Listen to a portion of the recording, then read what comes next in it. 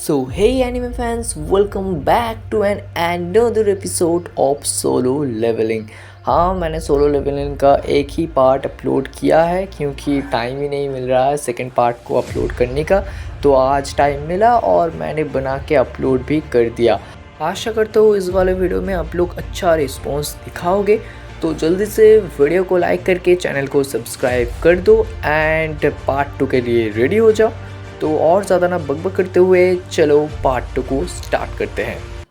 इधर डंजन के अंदर हंटर्स ने सभी मॉन्स्टर्स को मार दिया था और उनका मिशन पूरा हो गया था, लेकिन उन्हें यहाँ पर ज्यादा जेम्स या माना क्रिस्टल नहीं मिले थे जिनसे इनकी ज्यादा कमाई नहीं होगी। जिन्वू के पास तो बस एक ई रैंक जेम था जो कि बहुत सस्ता है। जूही जिन्वू से पूछती है कि वो आखिर हंटर बना ही क्यों, क्योंकि इस तरह तो वो जल्द ही किसी दिन मारा जाएगा। तभी इन लोगों को यहाँ पर एक सुरंग दिखाई देती है, यानी कि इस डंजन के अंदर भी एक डंजन है, जो कि काफी अजीब बात थी। कैप्टन बताता है कि उन्हें इसके बारे में हंटर एसोसिएशन को बता देना चाहिए, लेकिन बाकी हंटर्स कहते हैं कि उन्हें इस सुरंग में जाके बाकी मॉन्स्टर्स को भी मारना चाहिए, जिससे इन्हें और ज्यादा जेम्स मिल सके। और वैसे भी ये डी रैंक का डंजन होगा तो उन्हें डरने की जरूरत नहीं है। अब कैप्टन सभी से वोट लेता है कि उन्हें अंदर जाना चाहिए या नहीं। आधे लोग इसके लिए हाँ करते हैं, जिससे वोट टाई हो जाता है। अब सिर्फ जिन्वू का वोट ही बचा था। जिन्वू के फादर लापता थे और उसकी फैमिली में कमाने वाला वो अकेला है। उसकी माँ हमेशा बीमार रहती है और उसकी बहन को कॉलेज जाना है। इन सब चीजों के लिए ही जिन्वू इतना जानलेवा काम करता है और वो भी सुरंग में जाने के लिए हाँ कर देता है। हंटर्स एसोसिएशन में भर्ती होने के लिए पहले इन्हें एक टेस्ट देना होता है, जिससे इनकी मैजिकल पावर्स के बारे में पता चलता है और फिर उसी के हिसाब से इन हंटर्स को रैंक दी जाती है। फिर अलग अलग कंपनीज इन हंटर्स को हायर करती हैं। इन कंपनीज को गिल्ड कहा जाता है। मिस्टर चोई भी हंटर्स गिल्ड का मास्टर है और वो अपने आदमी से कहता है कि टैलेंट्स देखकर ही वो हंटर्स को हायर करें, चाहे उनका एज या जेंडर कुछ भी हो। उनके गिल्ड में चाहीन नाम की एक हंटर बहुत ही ज्यादा टैलेंटेड है। इसके बाद हम देखते हैं कि दो चोर एक लड़की का पर्स चुरा के भाग रहे थे। अचानक ही उनके सामने एक लड़की आ जाती है जो और कोई नहीं बल्कि चाहीन थी और ये एक एस रैंक की हंटर है। चाहीन हवा में उछलकर उन चोरों से वो पर्स छीन लेती है और चोरों का एक्सीडेंट हो जाता है। चाहीन काफी सुंदर और फेमस थी। जल्द ही उसके आसपास लोगों की भीड़ जमा हो जाती है और सभी उसकी तारीफ करने लगते हैं। इससे चाहीन काफी शर्मा जाती है और वहाँ से उछलते हुए चली जाती है। शायद चाहीन की पावर्स यही थी कि वो काफी ऊंचाई तक कूद सकती है। खैर,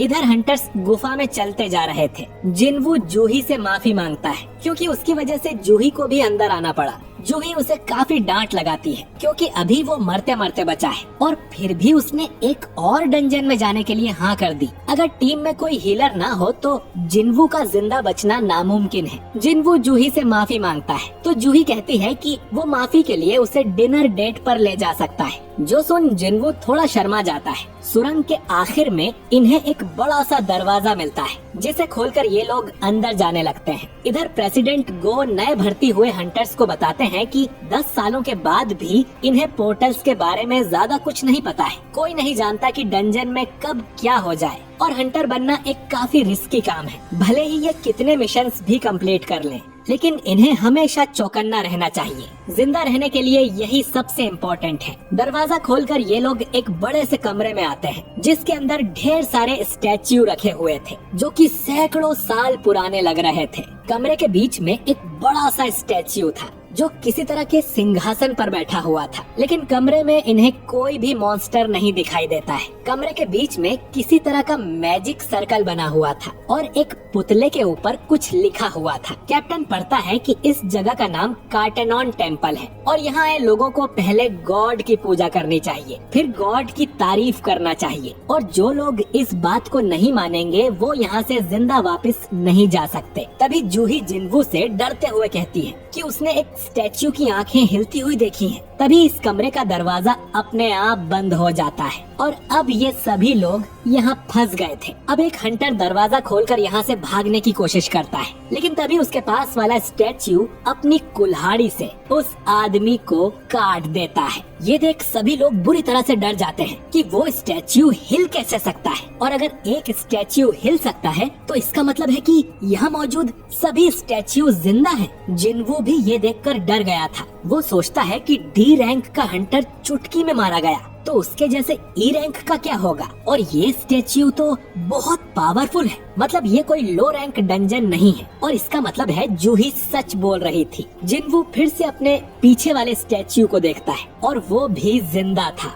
जिनवू इससे पहले भी काफी बुरी सिचुएशन में फंस चुका है। वो अपने पहले रेड मिशन में ही अपनी टीम से अलग हो गया था। उसे एक ई रैंक के मॉन्स्टर ने घायल किया था और वो काफी हफ्तों तक हॉस्पिटल में पड़ा रहा। एक बार तो वो एक भूल भुलैया में अटक गया था और भूख प्यास से ही मरने वाला था। लो रैंक डंजन में जाना भी उसके लिए जिंदगी और मौत का सवाल है। बाकी हंटर्स को मैजिक जेम्स बेचकर जो पैसे मिलते हैं वो उनसे और भी ज्यादा स्ट्रॉन्ग हथियार खरीद लेते हैं ताकि वो और पावरफुल मॉन्स्टर्स को मार सके। लेकिन जिनवू के पास तो सिर्फ एक सस्ता चाकू था और उसके टूटने के बाद जिनवू खाली हाथ है। उसके जूते भी फट चुके हैं। इतनी खतरनाक जॉब करने से भी जिनवू ज्यादा पैसे नहीं कमा पाता, लेकिन जिंदा बचे रहने के लिए वो हर समय चौकन्ना रहता है। उसके आसपास क्या चल रहा है वो बारीकी से ऑब्जर्व करता है और उसने जो एक मॉन्स्टर मारा था वो भी ऐसे ही चुपके से मारा था। खैर, अब उस स्टैच्यू की आंखें लाल होते ही जिनवू सभी से नीचे झुकने को कहता है। उसकी आंखों से आग निकलती है